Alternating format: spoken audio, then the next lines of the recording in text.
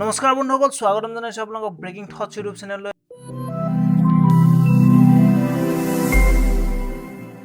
আৰু আজি আমি কথা পাতিম জলিউড অৰ্থাৎ অসমীয়া চলচ্চিত্ৰ জগতৰ কেইখনমান ব্লকবাষ্টাৰ ছবিৰ বিষয়ে, যিখন ছবিয়ে বক্স অফিচত খলকনিৰ সৃষ্টি কৰিবলৈ সক্ষম হৈছিল। গতিকে আহক পলম নকৰাকৈ আজিৰ ভিডিঅ'টো আৰম্ভ কৰোঁ। আমি আজি এই ভিডিঅ'টোত 15খন ছবি বাছি লৈছোঁ আৰু 15খন ছবিয়ে উপাৰ্জন কৰা টকাৰ ওপৰত ভিত্তি কৰি আমি ক্ৰমান্বয়ে তলৰ পৰা ওপৰলৈ গৈ থাকিম। গতিকে আহক ভিডিঅ'টো আৰম্ভ কৰোঁ। 15 নম্বৰতে আছে 2017 চনত ৰিলিজ হোৱা নৰ্মান ষ্টুডিঅ' ৱৰ্কছৰ ছবি ৰাফ এণ্ড টাফ।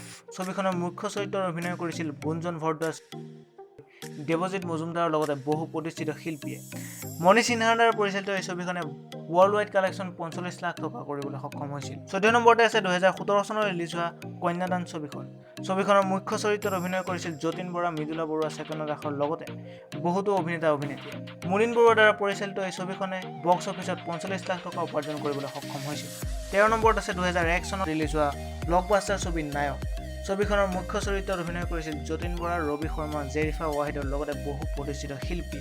পূজা মোচন পিকচাৰ্ছ প্ৰডাকশ্যনৰ এই ছবিখনে বক্স অফিচত 57 লাখ টকা উপাৰ্জন কৰিবলৈ সক্ষম হয়। 12 নম্বৰত আছে 2016 চনত ৰিলিজ হোৱা সন্তোষী মা প্ৰডাকশ্যনৰ ব্ৰহ্মনিমান ছবিখন। ছবিখনৰ মুখ্য চৰিত্ৰত আছিল যতীন বৰা, বলিউডৰ জনপ্ৰিয় অভিনেতা য়শপাল শৰ্মা, ৰিমি হাজৰিকা আদিৰ লগতে বহু শিল্পী। আৰু এই ছবিখনে বক্স অফিচত 65 লাখ টকা উপাৰ্জন কৰিবলৈ সক্ষম হয়। 11 নম্বৰত আছে 2018 চনত ৰিলিজ হোৱা ৰীমা দাসৰ বহু চৰ্চিত ছবি ভিলেজ ৰকষ্টাৰ। এই ছবিখনত অভিনয় কৰিছিল ভনিতা দাস, বসন্তী দাস, বলৰাম দাস আদিৰ লগতে বহু শিল্পী। ছবিখনে national film award for best features film in Assamese বঁটা লাভ কৰিবলৈ সক্ষম হৈছিল। 10 নম্বৰত আছে 2010 চনত মুক্তি পোৱা সুৰভি এণ্টাৰপ্ৰাইজৰ বসুন্ধৰা ছবিখন। ছবিখনত অভিনয় কৰে বিষ্ণু খাৰঘৰীয়া, বৰষাৰাণী বিষয়া ইফতিকাৰ আহমেদৰ লগতে বহু জনপ্ৰিয় শিল্পীয়ে। এই ছবিখনে national film award for the best features film in Assamese শীৰ্ষক বঁটা পাবলৈ সক্ষম হৈছিল। হীৰেণ বৰাৰ দ্বাৰা পৰিচালিত এই ছবিখনে বক্স অফিচত 87 লাখ টকা উপাৰ্জন কৰিবলৈ সক্ষম হয়।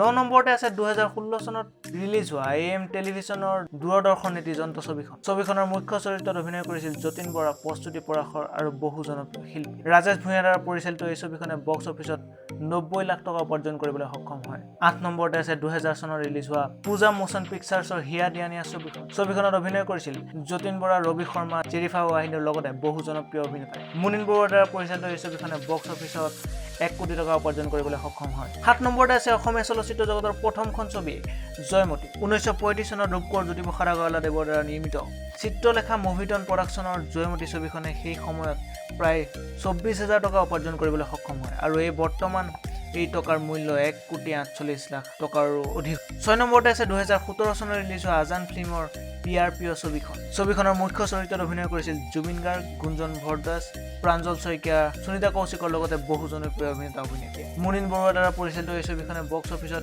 1,80 লাখ টকা উপাৰ্জন কৰিবলৈ সক্ষম হয়। 5 নম্বৰতে আছে 2017 চনত ৰিলিজ হোৱা তুমি আহিবানে ছবিখন। ছবিখনত অভিনয় কৰিছিল ৰবি শৰ্মা, বৰষাৰাণী বিষয়াৰ লগতে বহু জনপ্ৰিয় অভিনেতা অভিনেত্ৰী। প্ৰেৰণা বৰবৰুৱাৰ দ্বাৰা পৰিচালিত এই ছবিখনে বক্স অফিচত 1,94 লাখ টকা উপাৰ্জন কৰিবলৈ সক্ষম হয়। 4 নম্বৰতে আছে 2011 চনত ৰিলিজ হোৱা প্ৰাইডিছ এণ্টাৰটেইনমেণ্টৰ ৰামধেনু ছবিখন। ছবিখনত অভিনয় কৰিছিল প্ৰস্তুতি পৰাশৰ, যতীন বৰা, তপন দাস, উৎপল দাস, নিশিতা গোস্বামীৰ লগতে বহু জনপ্ৰিয় অভিনেতা অভিনেত্ৰীয়ে। মুনীন বৰুৱাৰ দ্বাৰা পৰিচালিত এই ছবিখনে বক্স অফিচত প্ৰায় 2,04 লাখ টকা উপাৰ্জন কৰিবলৈ সক্ষম হয়। 3 নম্বৰতে আছে 2019 চনত ৰিলিজ হোৱা IKSN প্ৰডাকশ্যনৰ কাঞ্চনজংঘা ছবিখন। ছবিখনত অভিনয় কৰিছিল জুবিন গাৰ্গ, পিংকি শৰ্মা, শশাংক সমীৰ, পবিত্ৰ ৰাভাৰ লগতে আন বহুতো অভিনেতা অভিনেত্ৰীয়ে। জুবিন গাৰ্গৰ দ্বাৰা পৰিচালিত এই ছবিখনে বক্স অফিচত প্ৰায় 5,12 লাখ টকা উপাৰ্জন কৰিবলৈ সক্ষম হয়। 2 নম্বৰতে আছে জুবিন গাৰ্গৰ বহু চৰ্চিত ছবি মিছন চাইনা। ছবিখনত অভিনয় কৰিছিল জুবিন গাৰ্গ,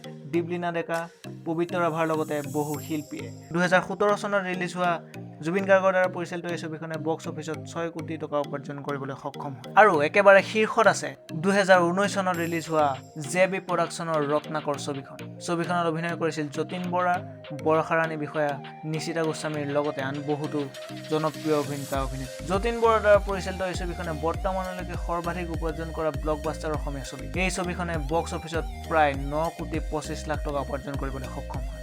গতিকে শেষত ভিডিঅ'টো কেনেকুৱা পালে জনাব, ভাল পালে লাইক কৰিব, কমেণ্ট কৰিব আৰু চেনেলটো ছাবস্ক্ৰাইব কৰিব নাপাহৰিব। ধন্যবাদ।